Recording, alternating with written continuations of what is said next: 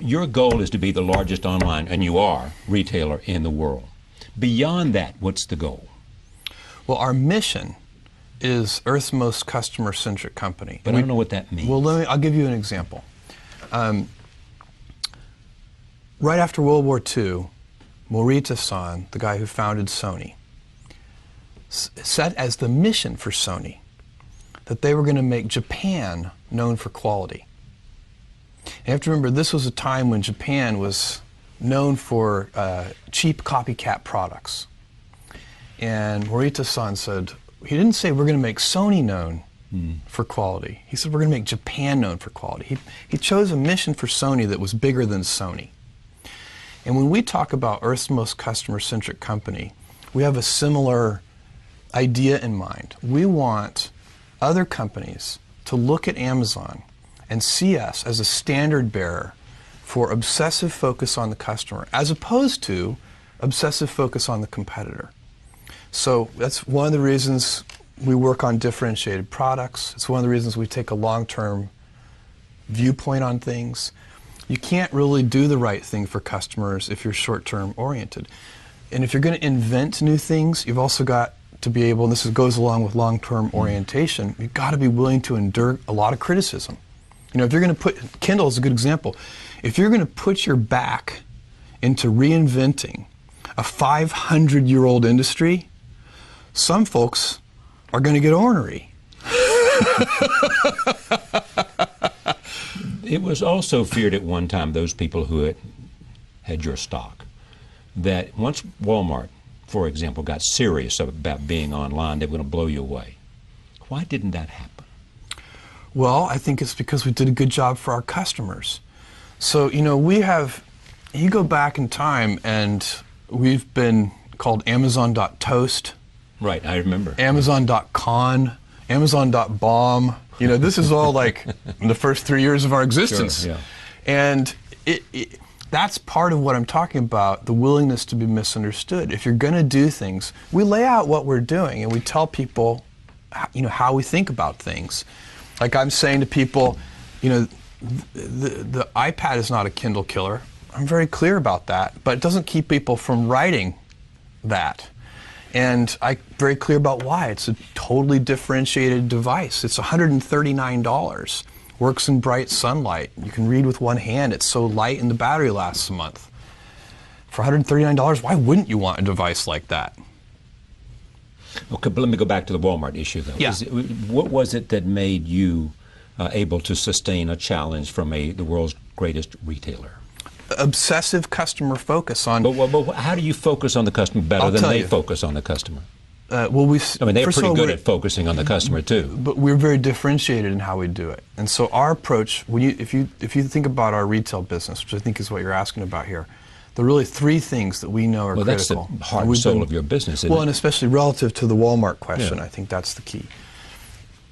It's selection, low prices, and fast, convenient, reliable delivery. So that the shipment side. And so we have... Wait. So Walmart doesn't have low prices, fast, and convenient delivery? I would claim that Amazon has much broader selection.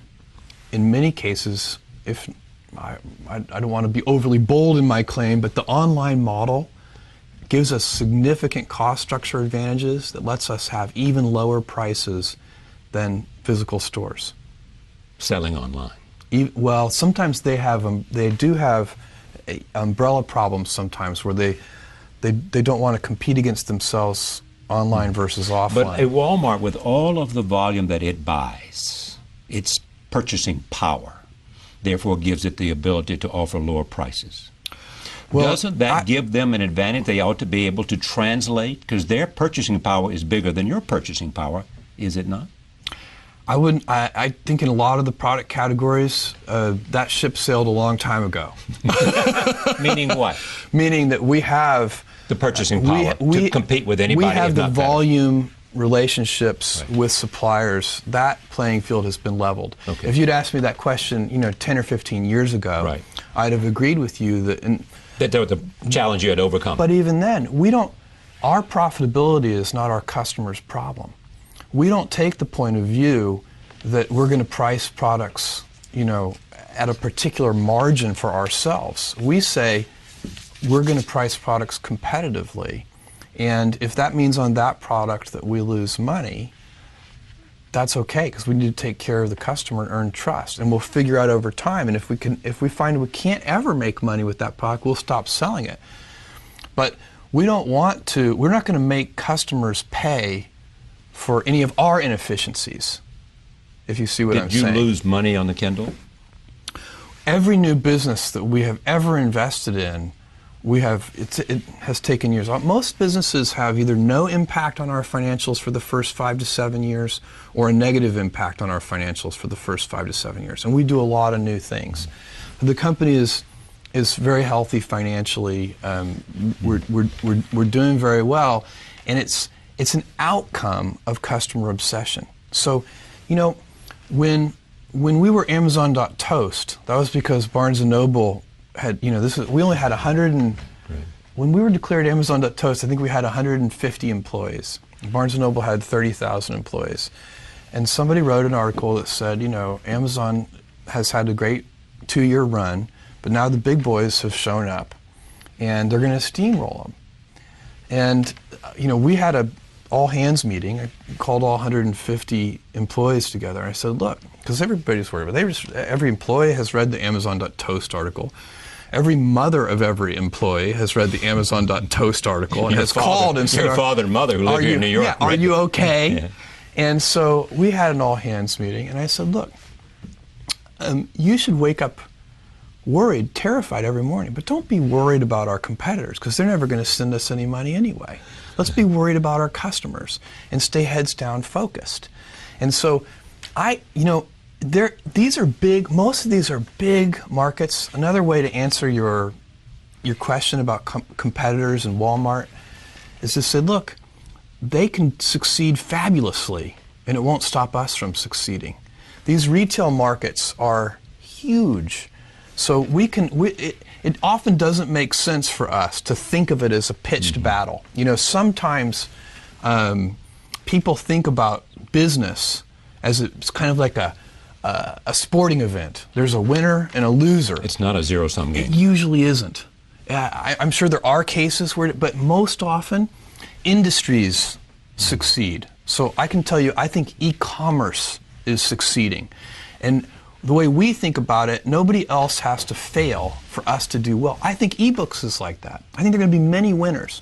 I think ebooks is going to be a huge industry. Well, there are many competitors now. I mean, you've got Barnes & Noble is one of them, Sony is another now, and Apple is another. But I have a list of 50 competitors that we could walk through. I mean, all over the world doing different things. And our focus is going to be, we'll try to pay attention to those competitors, but we're not going to obsess over them. We're going to obsess over readers, and because those are the people who are buying that device. And we're going to make it, and it's not just a business for us, it's a mission for us. And missionaries build better products. What is Jeff Bezos thinking about today in 2010 that we might not know anything about that he thinks may be a reality in 2013 or 2015? Well, where is one of the things is the Amazon Web Services business. Now, there's a business that probably this is the Amazon Cloud stuff. Yes, and there's a business that's growing. It's in a hyper-growth phase. It's already a significant business. That's a business that probably is not getting as much attention as it deserves. Is there a dominant player in the cloud business now? Well, Amazon, in the infrastructure part of it, which is the part that we play in, Amazon is by far the leader. Right. It started mostly with startup companies, but now it's big enterprises adopting. The best analogy I can give you for this is, it's like the electric grid. So instead of, right now, big companies build their own data centers, and they buy their own servers, and they put it in. It's a lot of CapEx. There's a lot of price of admission. You have to, if you're going to operate a data center, you have to do it well. But it doesn't differentiate you from your competitors.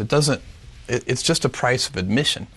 And so what we do at Amazon Web Services is we sell compute by the hour. We sell compute by the drink. And it's just like buying electricity off the grid instead of having your own power manufacturing, your own power generating plant.